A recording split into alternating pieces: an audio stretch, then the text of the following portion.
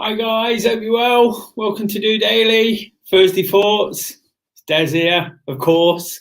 Hope you're having a great day. Hope you're having a great week so far. It's Thursday again. Really flashing around right now, aren't they? And really looking forward to this weekend for many reasons, but mainly for the clocks changing. So it's one to really sort of be positive about, isn't it? Got a question about that as well. So looking forward to getting stuck into that.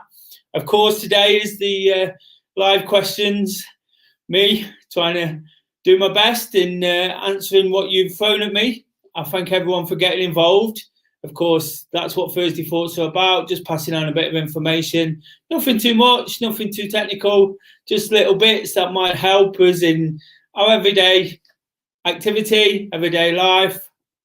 Just want to say really good efforts in terms of the activity this week. The solidarity session and the Wednesday workout challenge, which is ongoing. The steps have been absolutely fantastic. Lots of people getting out there, lots of people getting involved.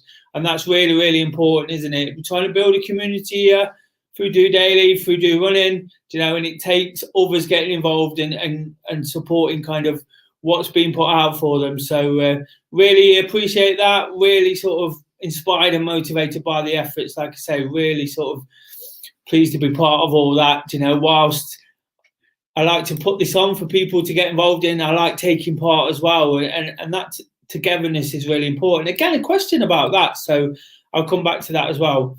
But like I say, thank you to everyone for getting involved. Really appreciate getting the questions. I put it out there every week, but like a dog with a bone, really trying to encourage people to let me know what they're thinking, what they want answering. Answering that throwback question, I'll come on to that shortly. But yeah, I'm really grateful for that. So thank you to everyone for getting involved. I will just say, managed to get in plenty of activity today. I've had a day off. Really enjoyed getting out. Been meaning to get back to one of my favourite places, Colwick Park. And I actually spent about 4 hours there on a walk and on a run. Got plenty of steps in, which is fantastic, of course. So I can stick those onto the spreadsheet. But just fantastic getting out there, forgetting about everything that's going on around us. And whilst we're trying to be a bit of an information source, I'm trying to sort of pass on bits of knowledge and bits of wisdom, I guess I'm picking up. It's nice to sort of take yourself away just a little bit and find those places that make it work. And that really worked for me today. Being at Colwick Park, it's only a mile or two down the road, and even when I lived further away, it was one of my favourite places. So really enjoyed getting over there, taking some time back, and I was thinking to myself whilst over there, the crazy world don't come into these places, does it? You can completely switch off. And that's what I did for a few hours. Give a bit of thought to some of the questions, which people had sent across, but it gave me a chance to completely switch off from everything around me. Like I say, got in a good walk, got in a run, and towards the end of that run, I was really enjoying myself. A little bit tired at the moment, a little bit achy. Of course, I've been streaking in terms of running, and I've done, I'm not sure how many I've done, but over 120 days, I believe. So it's something that's taking its toll a little bit, but it's really keeping me motivated. It's keeping me accountable. And I talk about that so much, don't I? So it's important to keep doing it as much as I can. If I have to take a break, and it has been on my mind a little bit, I'm not sure how much further I'll go before taking a break. I'll have to do that. But for the time being, really enjoying getting out. On days like today, it's been really sunny in Nottingham, really enjoyable. And that's what it's about, isn't it? I took a picture, really enjoyed that. I normally take millions of Colwick Park. Like I say, it's definitely one of my favourites. It's so picturesque as well.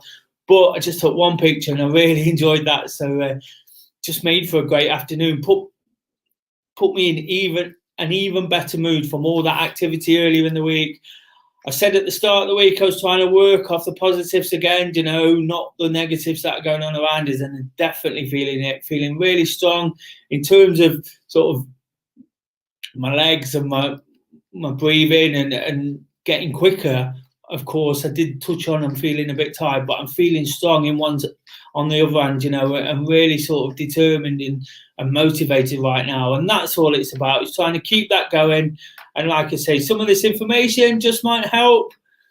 Looking at last week's throwback, as we always do at the start of the Thursday Thoughts episode, I put the question out there: what's your favourite race distance? Of course, in the not too distant future, we're going to be getting Park Run back up and running. A big favourite amongst the running community, but people are encouraged to volunteer. People are encouraged to jog, walk, even spectate these days. So it's something to get involved in. And of course, the bigger sort of race events, whether it's running, cycling, triathlon, there's always something for us to look forward to. And we've got to sort of cling on to that, haven't we? Like, there's nothing wrong with being excited about that. There's nothing wrong with being enthusiastic. I think that's the key word, isn't it? About these things and really looking forward to them. So I just wanted to kind of plant a seed a little bit, get people thinking about what they're doing, get people thinking about which events, again, hopefully to just sort of share some of that and make people realise that they don't have to stick to one thing. They can plan to do more, they can do distance of lesser miles, there's something for everyone there. So cracking on with those. Dave J says he likes 10 miles, just like myself. That's what I mentioned last week. He likes the Great South Run. He's done it a couple of times. It's where it's local to where he was born, so he gets the chance to go back south. He really enjoys taking part in that. He feels he can really you can really push on. If you've got an half marathon in you, whilst it's not quite the same distance, after sort of 10k again, you can push on, give it a real effort, and it's still a challenging distance. Of course it is, isn't it? 10 miles is quite a long way. Ian says 10k. His reason for this, it's the distance of his most local race, the Rushcliffe 10k, and he's done it. It's been going for about 12 years, and he thinks he's done it 10 times. One of them's probably in light of the current situation as well. So he really enjoys that. Like I say, it's on his doorstep. So we all love our local events, don't we? You'll hear me talking about Robin Hood, the Robin Hood Half Marathon. It's something I'm really passionate about. I'm an ambassador for the event, and it was my first big event. The picture behind me is from the day me and Kay sort of got together as well. So it's a special occasion for us, and it's these kind of things that really sort of keep us going, keep us looking forward to it, and get us motivated to do it again. So thanks for that, Ian. Kay herself says 10 miles, like myself and Dave. Again, she just feels she can. She wishes more races was of this distance, to be honest, and she feels she can push on a little bit, without that extra sort of pressure of the hard miles of a half marathon. We all train to a point, and then on race day when we're really putting in, of course, it's going to affect us that little bit earlier. So you could almost train to half marathon, go and run 10 miles, and you've probably got a little bit left in the tank to really push on at the end. And I think that's why it's quite popular. Like Kay says, she wishes there was more of these races. I was kind of thinking back to when I've done it whilst I've been down to do the Great South Run a couple of times, which is 10 miles. I've only actually ran one 10-mile race, and it was in Edinburgh. And it was an absolute brute. Got a pretty decent time there, 1:25 when I started running. At times I could have probably done it quicker, but like I say, it was a brutal course.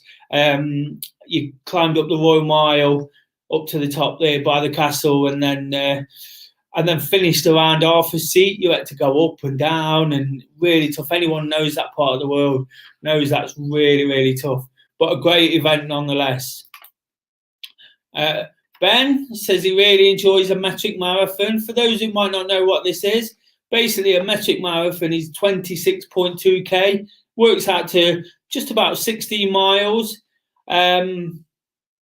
He says his reason for enjoying this, he says if you're prepared for a half and you're prepared well, there's always a chance to sort of put in those last 3 miles at a half marathon pace and come out with a pretty decent time. I know personally Ben runs a lot, so the longer distances are his favourites. So good answer there. Thanks for that, Ben. And again, it might just alert people to what that is. It's not a commonly known thing, a metric marathon. So great answer. Dawn says she's new to sort of enjoying running. Somebody I've been working with a lot recently to work on her motivation and get her sort of enjoying what she does and looking at different things.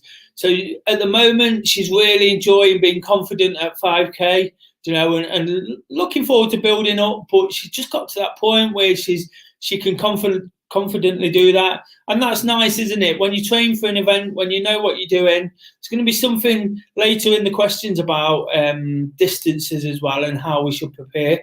So it's nice to get to that point where you feel confident you can do it, But I'll come back to that sort of subject later. So Dawn's quite happy at the moment. Thanks for that. John, he says he loves a half marathon as is the distance he does the most. I think that's probably relevant to most of us, to be honest. Most of us who've got into our running, who've been doing it a long time, see half marathons all over the place. Most Sundays, pre-COVID, hopefully post-COVID, you can find a half marathon somewhere. It's really, it's a really nice distance, isn't it? Whilst I've mentioned I like the 10 miles, I like 10Ks, I like all distances really. Half marathon feels like a great achievement. It's half of the real big one. So whilst it is half, it's still a long way in when you've got your medal and your T-shirt and there's some big events as well that are associated to half marathon. Some of the 5Ks, 10Ks, some of the lesser events, and the fact we mentioned about you don't see that many 10 miles. There's lots of these things, so they're really enjoyable. And like I say, some of them are big events because they're well established and been around for a long time. Davna says 10 miles, but a different slant on it really. She says she likes a 10-mile walk. She's really got into her running. I'm sure she won't mind me saying she's been struggling a little bit with an injury over the past year or so. So she's really enjoying a walking. So she says she likes the 10 miles. It's a nice round number for a start. It takes a lot of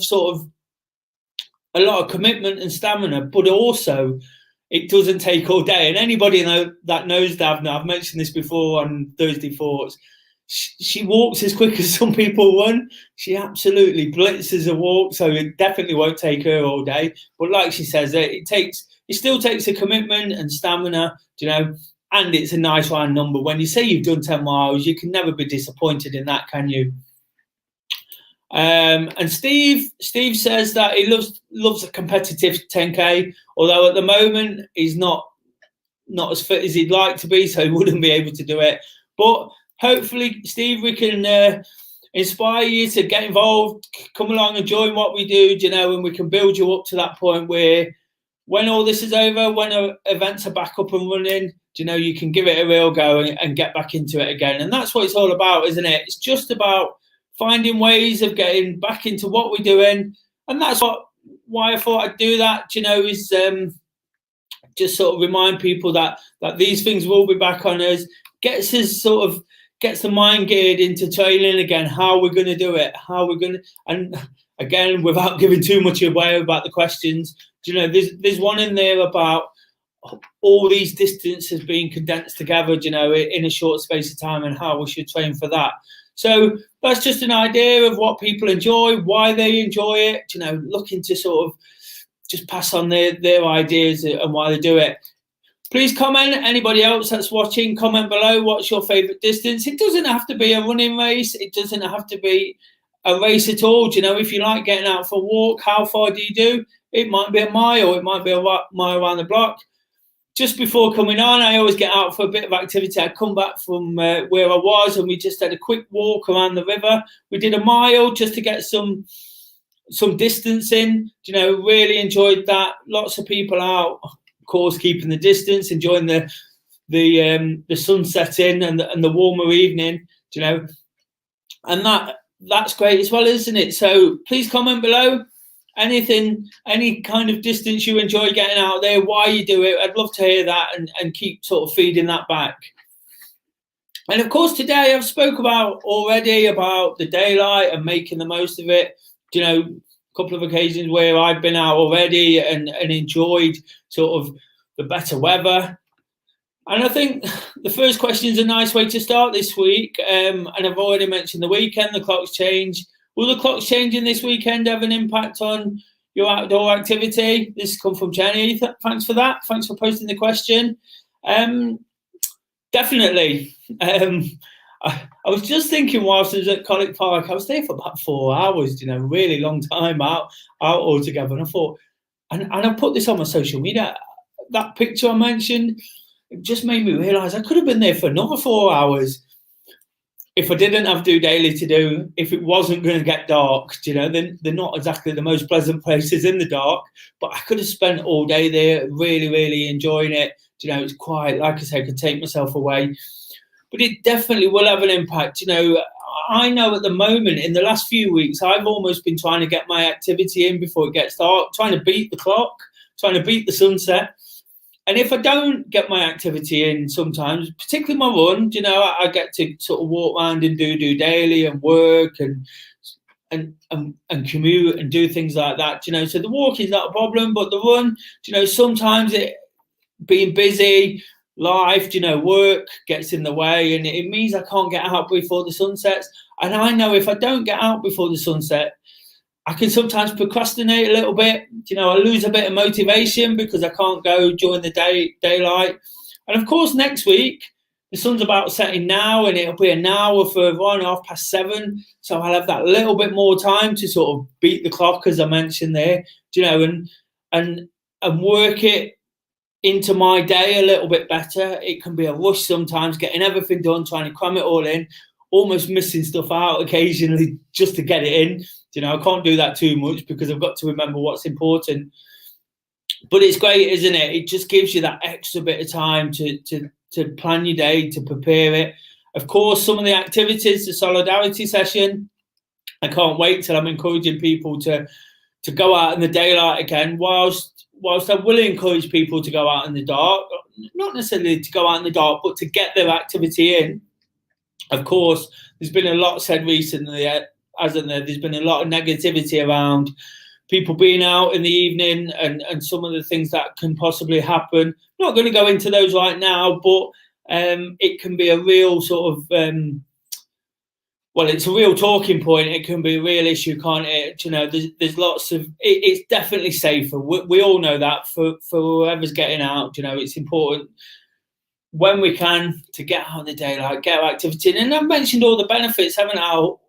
The vitamin D, the positivity that builds from being out.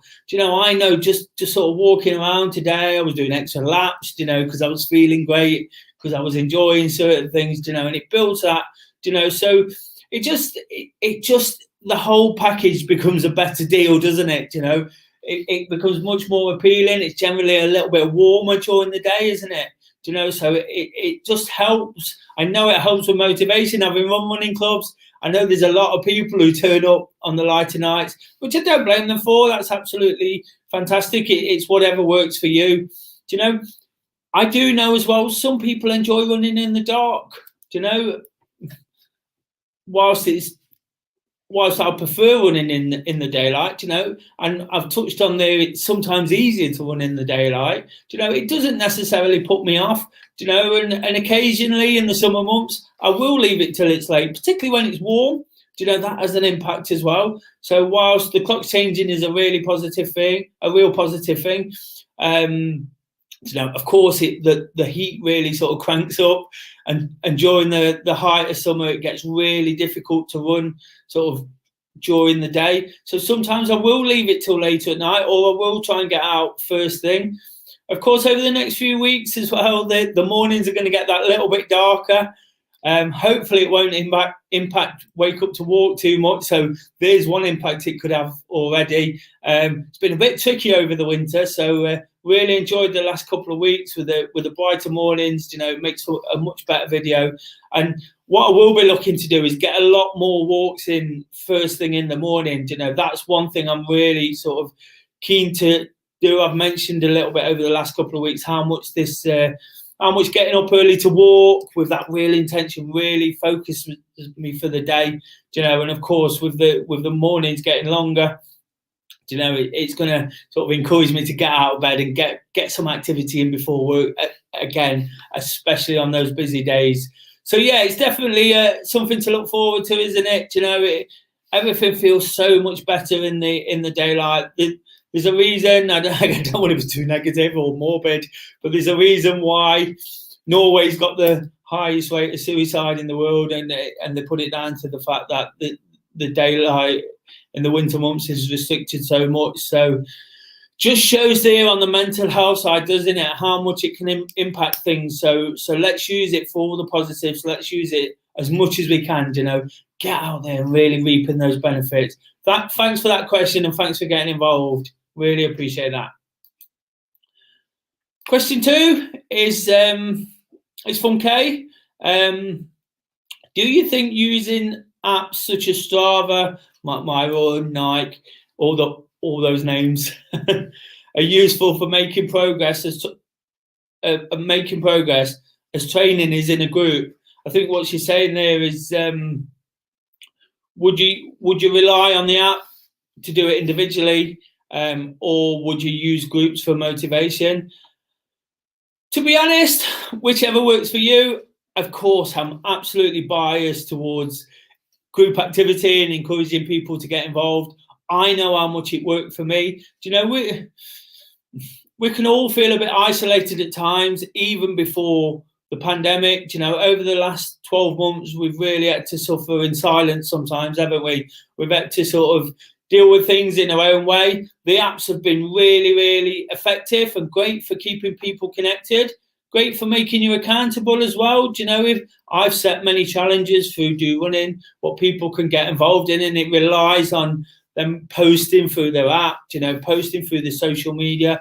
So it's really, really important in that sense, isn't it? But, for me personally, the motivation you can get from being in a group, from arranging to meet people, it gives you that accountability. That's probably the one word I've used most through DOdaily. And when you've got that, you've got real intention, haven't you? If you arrange to meet someone, if you've got a class or a group during the week, we all like to go out. We're all social animals. We all like to sort of mix and have big friendship groups. Whilst I say there is one or two people who don't prefer that. And what I'm trying to do through the likes of the solidarity session is just sort of give people an easier way in almost, get involved in whichever way they can. When we can get out there again, with the solidarity session in particular, what I'll be looking to do is have a group session, but still invite people to join us from wherever they are. So it just kind of, it's to work for everyone. So like I say, really sort of biased to the fact that I think groups really work. You tend to work off people, without being too competitive, because Do Run is definitely not about being too competitive, but you kind of run with people at your pace, you get talking to them. Of course, what we try to do is really social as well. We try to meet in a base, so you get to talk to people before and after. You can share experience. And that's one of the reasons I do DOdaily, is to just keep the connection going, because we lost that, through lockdown. We lost it through the restrictions. It's important to keep that connection going. Listen to what other people are doing. I always talk about inspiring others and letting people inspire you. And the best way to do that is by being around people. When people are telling stories, when people are telling you achievements, it's absolutely fantastic. I'll post on get-togethers. Some of them have lasted long into the night, midweek, or long into the afternoon on a Sunday, and it's a fantastic way of getting involved. Of course, different groups offer different things. Sometimes you have to find what works for you. Not all groups are for everyone. I went to a running group, and it wasn't for me, so I had to. Well, it became a sort of ambition of mine to create a group that would work for me, because I knew my vulnerabilities, my insecurities. So I've tried to sort of open Do Running up in that sense and welcome absolutely but anybody in. And we've done that to some degree of success. It's a nice mix of sort of every pace, every ability, and because we've got that social environment, it gives people the chance to communicate rather than someone turn up, do their run, disappear. You're never going to have that connection. So I think. Sure, I understand. Sorry, my phone's shouting at me now. I think that's the best way to do it. I definitely do. But the apps are also great for that. You can create groups, through the apps, through social media. You can create friendly competition. That's a lot of what the Wednesday workout's been about, and it's really, really good for keeping people connected when they're not together. We can't spend 24/7 with each other, but we spend a lot of time sort of communicating and being inspired by each other and even competing with each other when we have to. It's a great way, whatever works for you, whatever gets you out there, being active, being healthy, and like I say, whether that's physically or mentally, we need that connection at times, because the one thing we don't want is anyone feeling isolated, anyone feeling lonely. That's the worst feeling in the world. I've mentioned a couple of times on DOdaily, I've been in a place where I've not felt fantastic in terms of those things, so getting into running, being part of a community that gets so much from what they do, is definitely inspiring, definitely the way forward for me. So to answer that question, once again, in short, definitely about the groups, but there's no reason you can't have the apps as well. Thanks for the question, Kay. Question 3 from Ben. Another great question. With big events likely to be so close together, how should we approach training? Well, I touched on there, didn't I? I mentioned that this was going to come up. All those distances we spoke about, and the benefits of doing different ones and why people enjoy them. I've mentioned a couple of times in the last few weeks, I seem to have a lot of events planned in between sort of August and the start of November. So almost every weekend I'll be doing a big event, things that have been cancelled from the past, and rescheduled, or ones I've planned in because I want to do them again. What Ben's kind of alluding to is the fact that there is so many events, and one week you might be doing a 10 miler, the next week you might be doing an ultra, the next week you might be planned in to do a marathon. And whilst Ben does run those distances, does lots of epic training. He's currently doing half marathon a day. I think he's trying to achieve 100. I'm not sure what he's on, but I'm sure he's going to be plenty prepared for them. But I see his point in the fact that, if you are working yourself up, if you're building up to try and complete these events in good times, how should you taper? How should you take it off? And when I spoke about this before, my feelings are that you should almost prioritize what races you want to go for, where you want your PB, what distance you want to do that. And you could almost treat some of the other races as training. I've mentioned most races are every weekend, so at least after one race, you've got a chance to do to another. And something sprung to mind to me on this one. You could almost use your races as the big effort, and then use your runs in the week, or not run in between. You've got the distance in your legs. But I was thinking of footballers and how they talk about a congested schedule, where they have match, not much training, match, and they talk about being match fit all the time. It's different to just training. They talk about match practice and being match fit. And in many ways, I believe that could sort of play a key role in running as well, sort of being race prepared. It's really, really stressful preparing yourself for an event, getting yourself ready, knowing what to do, knowing what works, because not everybody does lots of events. Some people work up to the same event each year, just take part in a few events, and it can be a stressful sort of process, realizing what works, new trainers, do they work, right kit, what food should you have, all these things, but what you can do with this, you could almost build in. So the first couple, you whilst I'm not suggesting you necessarily try things on race day, you might try different things around it, and then see how it works and build into the later events. You know, you could prioritize, like I say, if you're looking for certain things. It's an achievement doing a half marathon, whatever pace you do it. We need to remember that, you know, or any distance. So it doesn't have to be PB'd all the time. We know we can't PB them all the time. So you might choose the ones you're going to give a real go at. Use some of the others as training runs. Use them to get your head right into things. You know, they can be great preparation, can't they? So I think there's a couple of things there. You know, like I say, in terms of tapering, you know, you might just not run between events. If you've done a big event, a marathon, say on the Sunday, and the week after you've got an ultra, you might use that time then as your taper, you know, because you'll have the distance in your legs, you know, you'll have all the training from the previous months, you know, and it'll all have built up to that point. I can imagine there'll be some super efforts over that period of time. People who've really worked hard during lockdown, who've stuck at it, who've not got too demotivated, you know, and really not got too down with the situation. So I think there's definitely a couple of ways you can approach it. You know, for me personally, I think I know I can't go out every week and absolutely smash it. I know my body won't sort of stand up to that. So some of them I'm going to have to sort of just almost enjoy them more, you know, go to them, enjoy my surroundings, enjoy the crowds, enjoy the event, particularly the new ones. I was thinking I've got a couple of new events planned, you know, I could possibly just sort of take the pace off ever so slightly, you know, and not make sure I don't get injured, make sure I don't sort of get too tired and burn myself out, you know, and take some of that surroundings in. Because to be honest, when we do events, we can be a little bit guilty of that.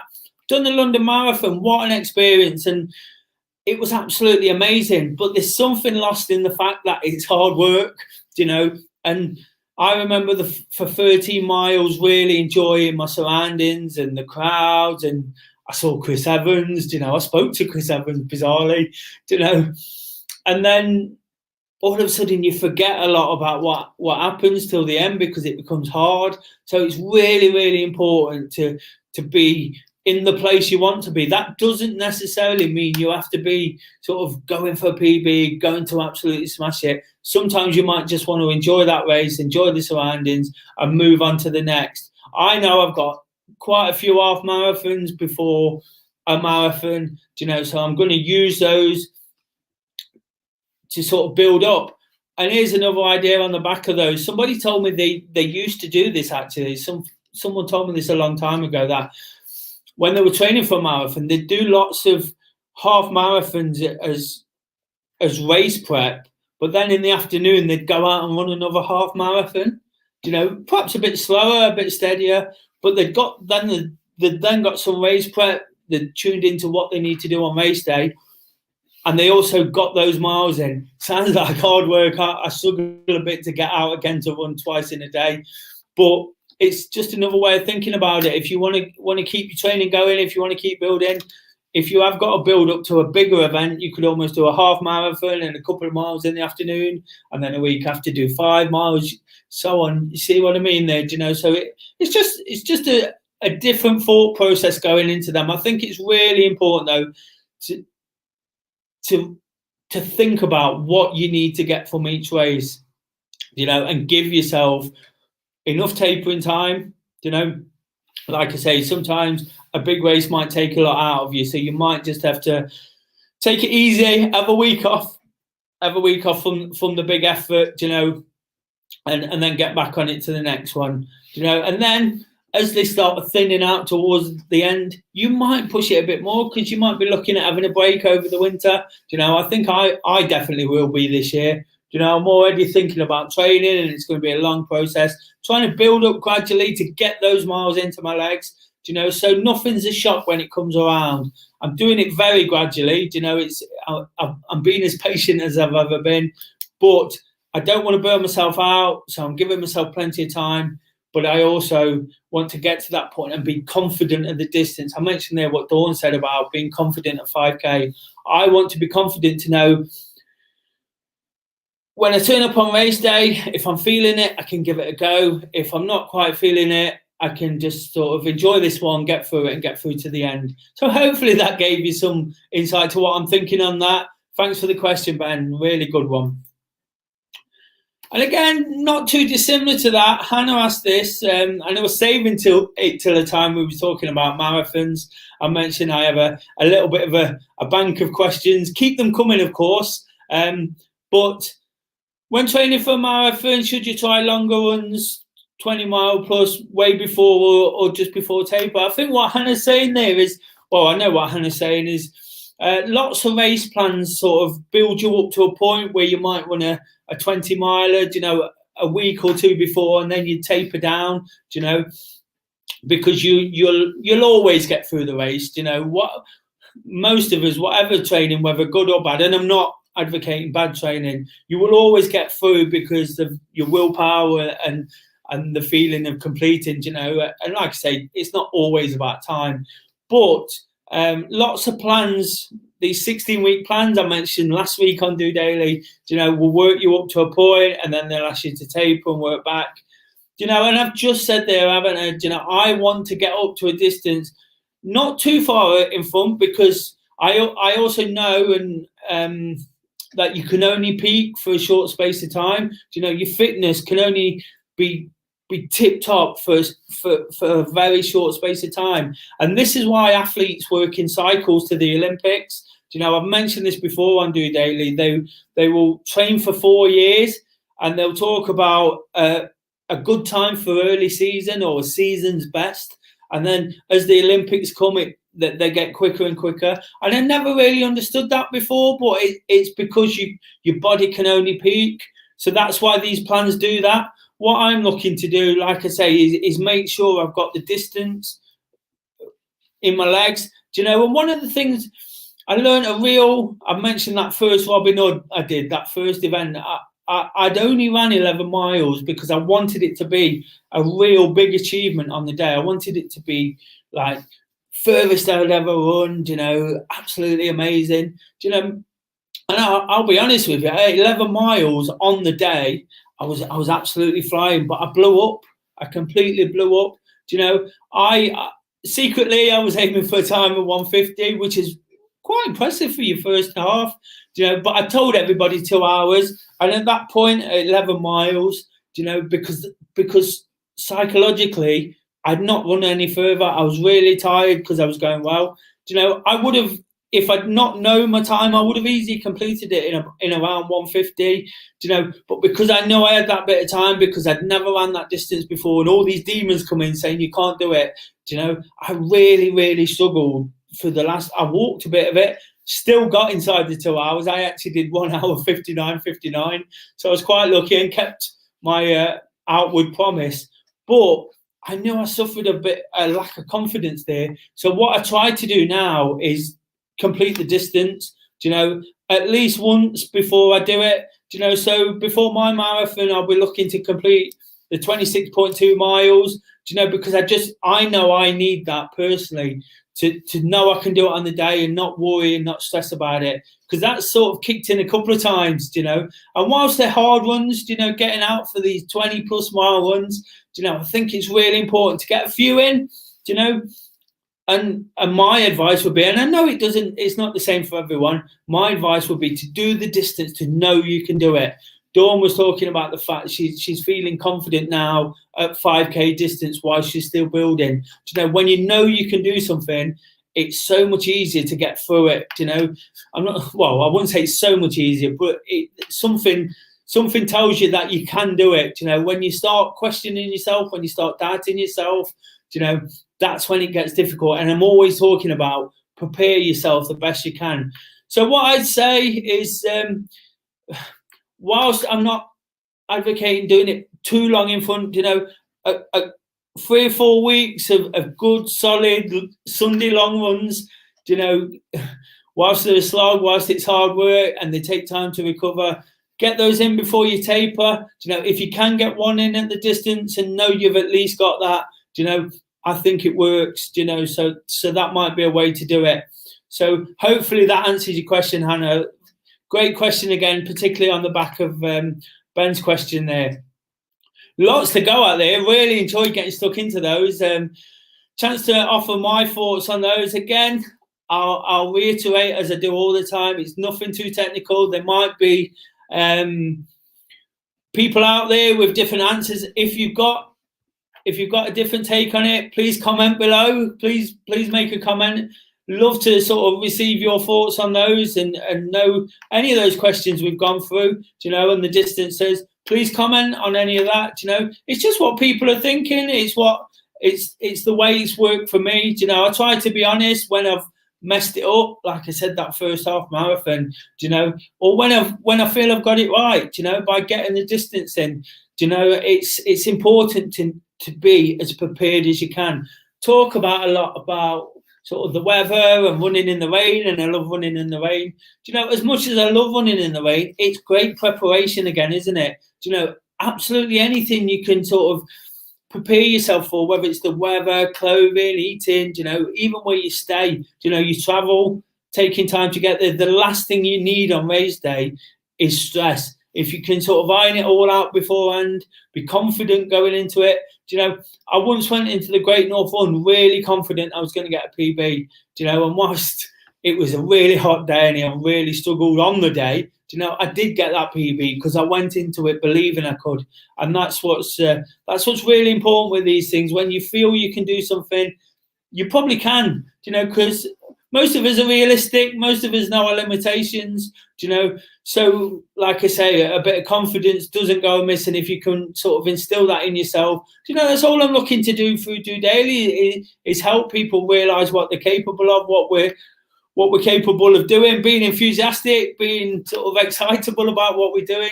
There's no harm in that, is there? It's really important to stay at it and keep the communication going. We're sort of alluding back to Kay's question there. That's why it's important again, isn't it, to be part of a group, to be around like-minded people, because everyone's full of advice. Why I'm kind of fronting up this, I take advice from others. I watch what other people are doing. I watch something very similar to DOdaily every day to get a different take, so I can use some of that, so I can learn myself. Like I say, I'm no expert in any of these subjects. I've just got a bit of experience now.